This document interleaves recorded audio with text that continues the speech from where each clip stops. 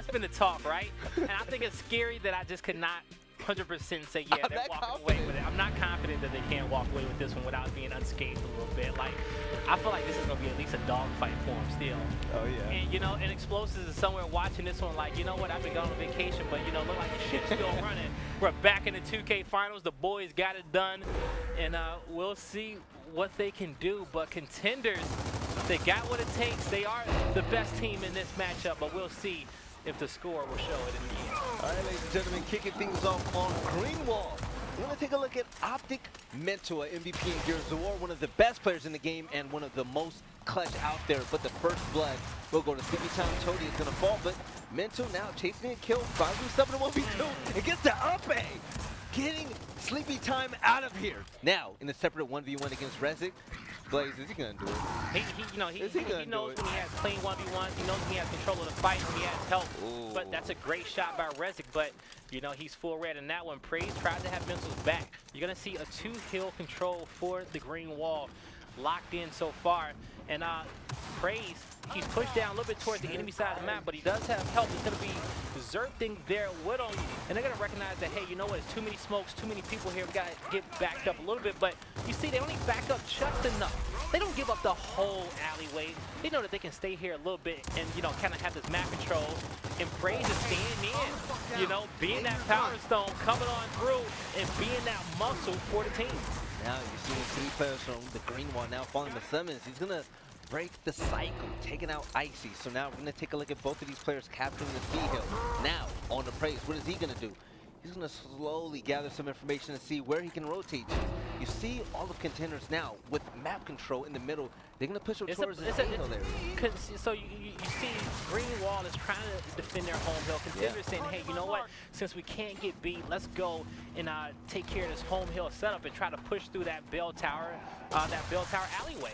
But did not work out for them. GREENWALL pressing these players of Contenders back down now.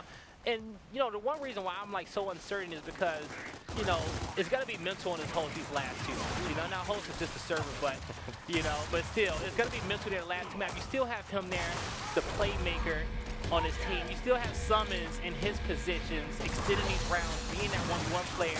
And you still have Praise being that powerhouse. And you best believe Toady and Zerpting ain't got nothing to lose. Nothing. And they're playing with 3 of the best players in the game. This is where they can shine and be the best versions of themselves. So this is not going to be an easy matchup of Contenders whatsoever. Right, the domination was denied. Contenders was putting up a fight, but is that going to be too late? You hear the sound coming. The score is 190 to 121. There's no hills on the side of the Contenders, but the GREENWALL, they're running away. They have 1 hill capped. The B and C hills have no owners yet. And SuMuNs fishing the kill, puts in a nice shot, second shot on point, and he's able to take out Rezik. Yeah, and that's going to be GREENWALL. They get the first round in through time, and that came down. What we're going to credit that to? Their successful B-Hill setup. Yes. They had such a presence over there. They controlled it for most of the map. They had great rotations also, too, when it came down to defending that home hill when Contenders tried to push for it mid-round. So after doing both of those, it's just hard to come back from that because this is still a well-disciplined team. You know, they still have 3 of the, you know, 3 players from the best team in the world here, and they still gonna have these same strategies where it just comes down to somebody else kind of stepping up for that IGL. Yeah. And you know, you put in Zerpting and Toady and Solars in explosive positions, right? But now you also need somebody else kind of stepping up to be that IGL, but at the same time, when you got mental on your team, it just you're having fun. It takes some pressure off your shoulders. Fun. Oh, and I'm pretty sure he's stepping up in Explosive's absence. One player that really stepped up, even though the B-Hill was pretty big. We saw Toady go ahead and get a double kill, playing defense for GREENWALL, making sure Contenders didn't have a successful push. But on board right, he's going to get first taken out. Great. Need to work together. All right, able to put out nice shots, but Zerpting able to get the trade. It still should never came down to a trade. No. That's the, you know, that's still the bad part. Instead, you would have had 2 players pushing for this home hill instead of 1, right? That could have been the difference maker. That could have got you this round guaranteed. But now Praise off the respawn, he's back in it, trying to win this fight. Slipping and sliding, Rushes comes out on top. SuMuNs falls as well, but Zerp ain't having none of that. Zerp is coming in, getting a double kill. Rushes and franchise, get out of here. And I told you he might have his best. He might have his best game. He might have his best game. He just might. He's been a free agent for a while now. You know, we'll see. You know, Zerpting and Toddy, you know, two of the young guns, they will not be able to compete in Mexico City. So they're gonna be at home watching, you know, sending them some love. So, but you know, this is gonna be their last highlight moment. You know, till after the event, unless they make it back into the next 2K, one of our last two 2Ks that we have before the event. But they're gonna make the most of being in the spotlight again. But Blaze, who doesn't want to be Optic for a day? Right? I think that's the big point. Who doesn't want the Greenwall fans cheering for you? So if you got Greenwall fans out there, and Optic does come out on top, you guys got to make sure you show Zerpting and Toddy some love for holding down the wall, holding down the fort, while Explosives and Solars was away. Listen, show some love. Follow them on Twitter. Funny guys. Make sure you follow every single player in this game, by the way. Contenders, though. They're pushing down his back alleyway. They have the B hill under their control, but most importantly, they're going to get their home hill back so they can have this 2-hill advantage. It's Icy, who's locking his Lancer down. He knows the push is coming. He has some help. He's trying to get some damage in on these players and get his shotty out right away, but he drops back to help his teammate, and then they both go down. In that situation, if I'm Icy, I got to have the discipline to just pull my pistol out right there and help him and hold my ground and not let nobody come up behind him. But they're going to get slayed out, and here comes the pressure up top. The B-hill goes in favor of the Green Wall. It's Contenders. It's Rushy on that defensive stand. He gets flanking. Zerpting, he takes out middle. He picks up a double, but he knows he has to put in some extra work after killing his teammate, and it's going to be Contenders who survive now. So you got to ask yourself, what is going to be their next play? The next play is definitely playing it safe. Make sure you don't give up. Your hills, the only way the Green Wall can win is by getting a domination. And if you hold these for less than 10 seconds, you're going to run away with round number 2.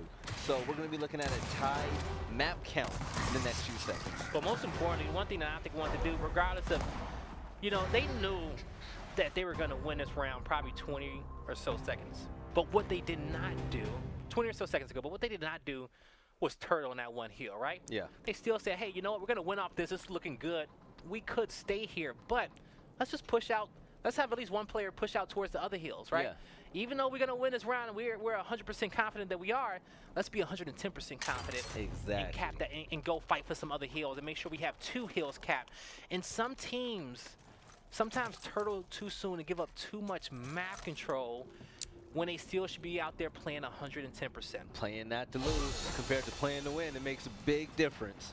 But now we're going to take a look at the Hammer Burst now being placed in the dual spawn spot over near Town Hall and Military Base. Taking a look at the strategy so far, 2 backstreet, 1 middle, and another one under the bell tower. All right, this Green Wall pushing down. Looks like they're going to get a little bit more of that real estate towards this B area. You see one player capping the hill kind of freely, but he knew he had to be cautious.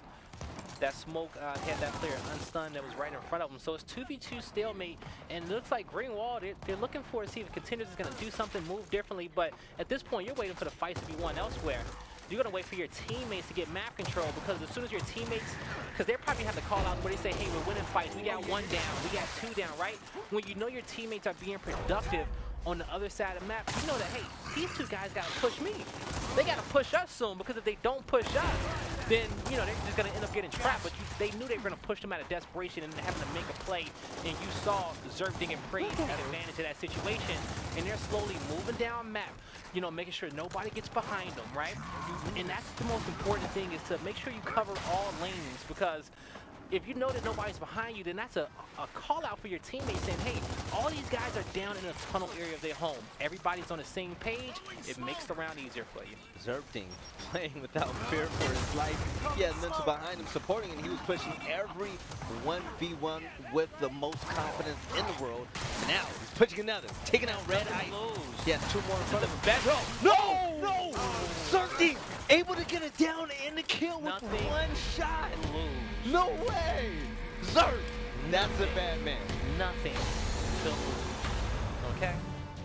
Hey, Zerpting under the bright lights on Fight Night, making the most of his opportunity. No pressure. Green Wall going up 2-1. That was cold, Blaze. No pressure. That was cold. And you see how comfortable he is when he's there having fun, coming out on top, right?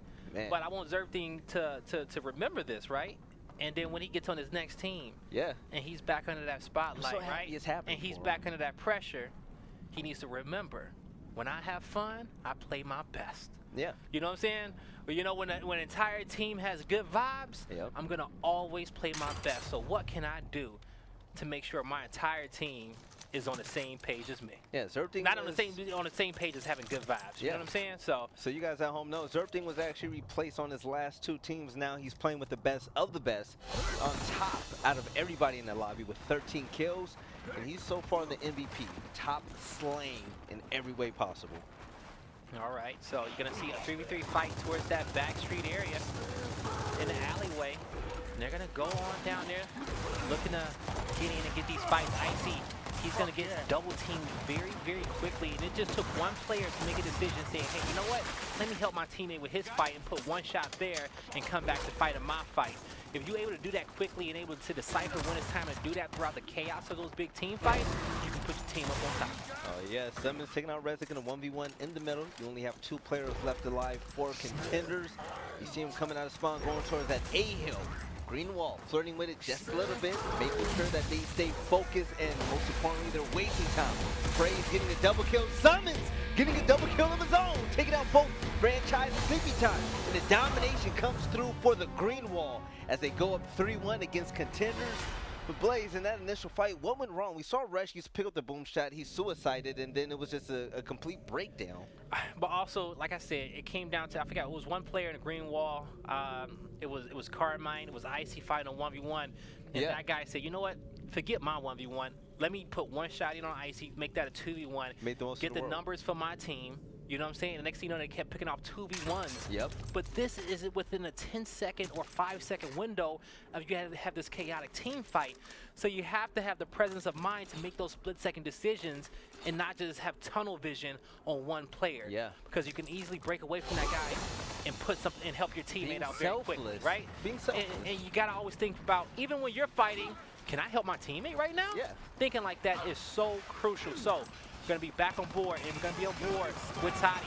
And so, you know, they're gonna be backed up, and they're gonna get some smokes in. But that boom, we're gonna have a well-placed smoke for Contenders to allow them to get that boom and get in there. So Rushies gets one. And now it's Zerpting saying, hey, you know what? I got 3 people in front of me. They don't know I'm here. Franchise has not been alerted. Make very little to no movements. Get it! Zerpting puts out a nice shot. 2 shots on Rush. Gets it down.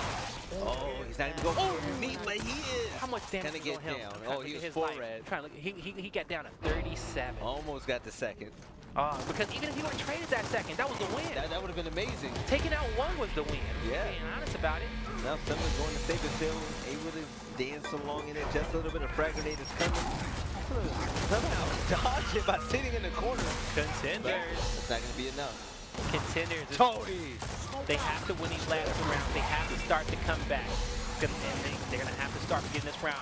They're towards the end. They can't allow, even a kill like that, you really can't allow to happen because, that was a good melee to slow him down. But even that melee hitting praise, will it be enough? Here comes 2 more players. They should be able to get touches. The smoke hits the ground, but they cannot. So that was a great Contenders round. Yeah. And they knew that, hey, they knew it was a 22-second respawn round. They just had to, get in there. My fault, a 20-second respawn round. They knew they just had to, slow those guys down. Kill them one by one. Just get 5 more kills off the home hill. They'll secure themselves the victory. That's exactly what they did. So Contenders, let's see if they can tie it up 2-2. Optic Gaming choosing to put the incense down at Bell Tower. And, that's still going to be a 1v1 fight over there. But the focus is going to be back towards that mid-map area. And it's also going to be towards that boom shot. You got Zerpting rocking that 2.0 for Optic for the GREENWALL. But we'll see what Contenders got for that 2.0 that he has. Yeah, we're going to see a mirror trap. Montero going more towards the mid-hill. But Rushy's full red. He's going to back out. Rushy's not knowing the value of his life as much. That's 3 kills for Contenders. He gets down. 3 kills for Contenders. The revive comes through. What do you do with these quick 3 kills? So that's going to be 4 kills. This is a 22-second respawn round. The last member just got marked. So you got 1 player on your team coming up off respawn in 12 seconds. It's going to take him forever to get to your home hill. That's domination. Fran, does he have another boom shot, though, is what I want to know. Throw the nades. Throw the nades, Sleepy. Make sure you win it. Is he? No. No. Why is he so close? No, it bounced back out. What are y'all looking at? What's happening? What are you? Oh my God! What was he looking at? Toddy, Zerpting. Whoa!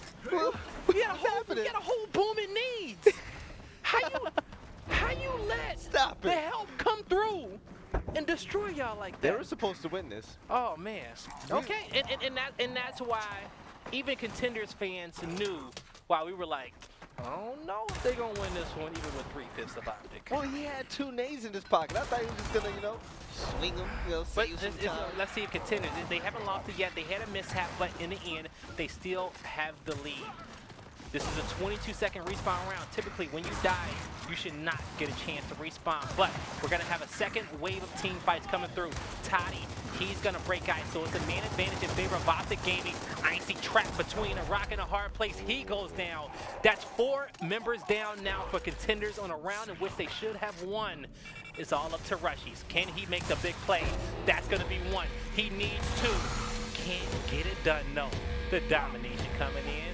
And the green wall takes the lead 4-2 going into the half. I think we have to know that Toddy actually went on, what was that, a 5-kill streak right there coming out of spawn? Was he? Yeah, he was part of the duo. You know, Toddy and Zerpting came out of spawn, but they got the double kill. And Toddy just, he got loose. He ran around and just started killing people. So, hey, green wall coming up from that win.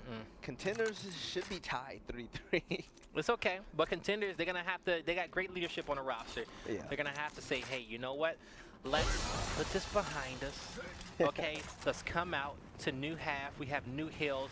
Respawn time is back down to 10 seconds. Let's get back into this one. And now we're gonna have a 2v2 fight middle and a 2v2 fight across the map on the bell tower. This is Franchise playing a 1v1 scenario against Toddy on this end. So if this team loses that team fight off the other end, he probably gonna have to be aggressive to push on through and take this fight against Toddy to get map control. But Toddy's recognizing that his team's winning fights. He doesn't have to. Oh no! Why he bait him like that? Toddy! That wasn't even like fresh bait. It was like old bait too. Toddy. You know, The youngster. but he took him out, and now Toddy's pushing down for map control. Domination is coming in, and I don't think nobody's gonna get to that home hill in time. Nope. Can I be honest, Blaze? Yeah. When that movie, what happened, when Toddy turned the corner, I didn't know who died at first. I was like, oh, Toddy got bodied. He's stupid. Yeah, at first I thought he did too, but then I saw that blue cog character running right down the hill, and I was like, oh no. His knees buckled. I was like, oh, Franchise died. Okay. All right, well, that's just unfortunate what happened in that one, but it is going to be a big power and place down that bell tower because this map was pretty spread out, right? You had 2 at bell tower, 2 market. You had a 1v1 at back street. Pretty normal base setup when we see the game start. Yep. But now with the drop shot being placed down low, you're going to have 1 more player. Maybe even you might have the home hill player go over there, or you might have one of those players from mid-map have to come over towards that bell tower because you at least want 3 players in this area fighting for it. And it's looking like both teams is going to take the home hill player and bring him to the fight at the drop shot. All right, see the smokes coming out. Icy now moving in to help out his teammate. Nobody picked up the drop shot just yet, but Toddy is going to be the victim of the first blood. Franchise getting a double kill. Taking out both Toddy and SuMuNs, the OG. Doing it big. As Sleepy Town gets a double kill of his own. You're going to have 1 more player from the green wall alive, and that's going to be Mental. He is out of play. Contenders are looking well.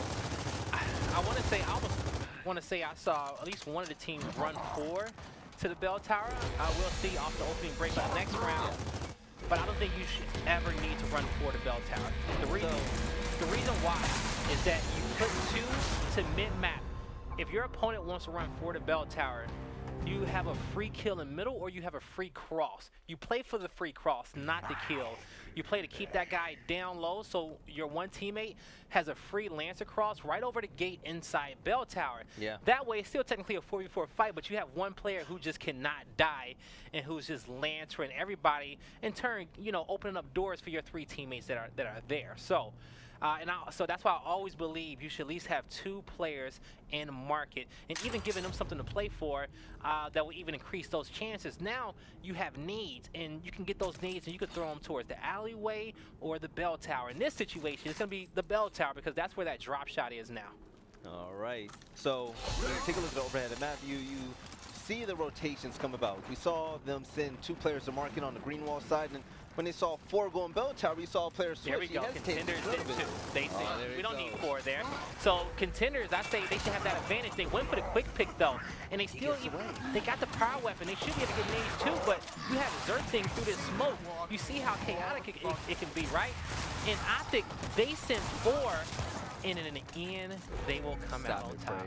Stop it, Praise. What was that? So they got 2 players going down low to fight for the home hill. Zerpting's gonna cap this and go fight for the home hill as well. The remaining 2 players off of Ollie Gaming will cap that home hill in the back. Zerpting's gonna keep map control. I don't think he needs to be here. He needs to be with the rest of his team but he wants to protect the E hill. But Zerpting has to know that in this situation, no one from Contenders will possibly go to E, and that I need to be closer to my teammates to defend that home hill. Because he almost had the right play. He was like 75% there. But because I felt like GREENWALL could have got a trip cap domination in that scenario. But he walked back out, and his game plan was to defend the E-hill, and that's exactly what he's doing. Now trying to help his teammate. The pressure's going to come his way, and he's a little bit too close. This is where he has to use that movement to get away or be a superstar. And it looks like he wants to be a superstar. Zerpting! I'm gonna tell your mama you've been a bad boy this game. Man, don't be a snitch. You know? 24 kills, 12 deaths. Zerpting is having his way with the Contenders at this very moment, looking for his 3rd kill in a row. But first, he's gonna go ahead and make sure his teammate captures the F hill. All right.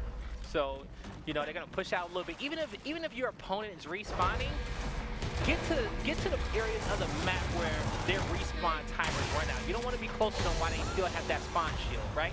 Spawn shield equals invincibility. Yeah. That player cannot die. But it runs out in 10 seconds. There's only so far you can get at 10 seconds. So when you play a lot, you realize this is how far my spawn shield will take me. And in turn, on the flip end, when you're keeping the team in spawn, that's typically the line, the imaginary line saying this is how far I should be able to be pushed up and be able to be a nuisance to my opponent before they're able to get any type of map control. If we ever have an opportunity to take map control away from our opponents, you do it. We do it. No we don't question. second guess it. If we look around like, man, this area is kind of empty. What can I? You better get you better go push and go take some map control. Exactly. Right? Get some clarity for your team. Up, boy. Once again, Contenders choosing to put in 2. Optics flooding 4. I don't agree with it, but we'll see if it works for them this round. The last round was scrappy, but I think this round they was able to utilize those numbers and get in there and get that drop shot. GREENWALL, it's looking ugly. No, you know why it's ugly? Because you can allow mental to win a 1v2 mid-map while 4 members of the GREENWALL are fighting at Bell Tower. Contenders needs to say, hey, we either need to push him aggressively in a 2v1 situation, or we need to both throw our smokes at him in such a way where we can quick pick these grenades and toss him into that Bell Tower. Maybe Contenders go back and look at that one and say, our front spawn should have went mid-map. Should have. Our front spawn should have went mid-map to secure the nades, to secure the trap. Yeah. Because even though that, you know, Contenders wasn't, you know, they were sending 2 mid-map. They didn't put the nades down.